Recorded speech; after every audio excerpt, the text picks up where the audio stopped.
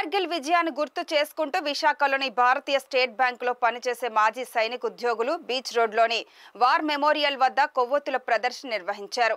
ఆనాటి యుద్ధ వీరుల త్యాగాన్ని కొనియాడుతూ నినాదాలు చేశారు. దేశాన్ని కాపాడే నిజమైన హీరోలు సైనికులేనని, వారికి ఇవ్వాల్సిన గుర్తింపును ప్రజలు విస్మరించరాదని మాజీ సైనిక ఉద్యోగి శ్రీనివాస్ ఈ సందర్భంగా పేర్కొన్నారు.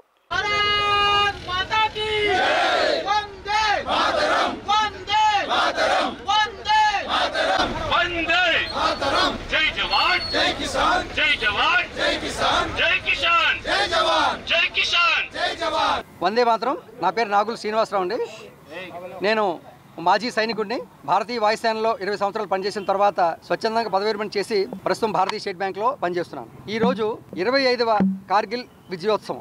ఈ సందర్భంగా కార్గిల్ యుద్ధంలో మన దేశ రక్షణ కోసం, మన దేశ సార్వభౌమాధికారాన్ని పరిరక్షించడం కోసం సుమారుగా 600 మంది భారతీయ సైనికులు తమ ప్రాణాన్ని అర్పించారు. వారిని సంస్కరించుకుంటూ, వారిని స్మరించుకుంటూ, వారికి నివాళి అర్పించుకోవాలనే ఉద్దేశంతో ప్రస్తుతం ఉన్న ఈ జనరేషన్ కూడా వారి త్యాగాలను తెలియజేయాలనే ఉద్దేశంతో all India ex servicemen bank employees federation వాళ్ళు, ఇందులో మేమందరం ఎక్స్ సర్వీస్మెన్ బ్యాంకర్స్ అండి, మేమందరం ఈరోజు స్మరించుకోవడం కోసం, వాళ్ళని గుర్తించుకోవడం కోసం, వారి త్యాగాలను స్మరించుకోవడం కోసం ఈరోజు ఒక క్యాండిల్ మార్చ్ ఏర్పాటు చేశాం.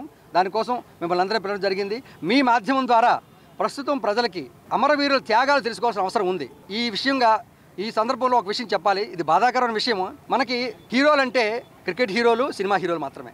కానీ దేశం కోసం తమ ప్రాణాలను తృణప్రాయంగా అర్పించేటువంటి సైనికులను గుర్తించుకోవడం తక్కువ జరుగుతుంది. కాబట్టి మీ మాధ్యమంగా, మీ ద్వారా ఈ ఒక మెసేజ్ని అందరికీ తెలియజేయాల్సిన అవసరం ఉంది.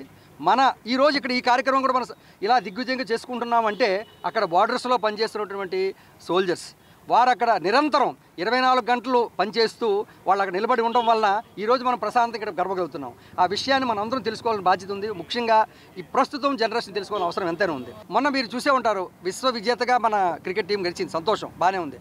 అప్పుడు మీరు గమనించి ఉంటే ఒక బొంబాయిలో రోడ్డు కిక్కిసిపోయిన జనాభా కనిపించారు. అంతా యువతే, సంతోషం, తప్పులేదు, సెలబ్రేట్ చేసుకోవచ్చు. కానీ అదే జనాభా ఆగస్టు 15కు, ఈరోజు కార్గిల్ దివస్ లాంటిదని, జనవరి 26 లాంటి రోజు ఎందుకు రారు? అంతే జనాభా ఓటు హక్కు వినియోగించుకోవడం కోసం ఎందుకు రారు? ఇది అవసరం. ఆ విషయం తెలియజేసిన బాధ్యత మాతో పాటుగా మీ ద్వారా, మీ మాధ్యమంగా ప్రజలందరికీ తెలియజేయాలనుకుంటున్నాం మేము. సో ప్రతి ఒక్కరికి తెలియజేసిన బాధ్యత ఉంది. ప్రతి ఒక్క పౌరుడు కూడా ఇది తెలుసుకోవాలని కోరుకుంటున్నాం.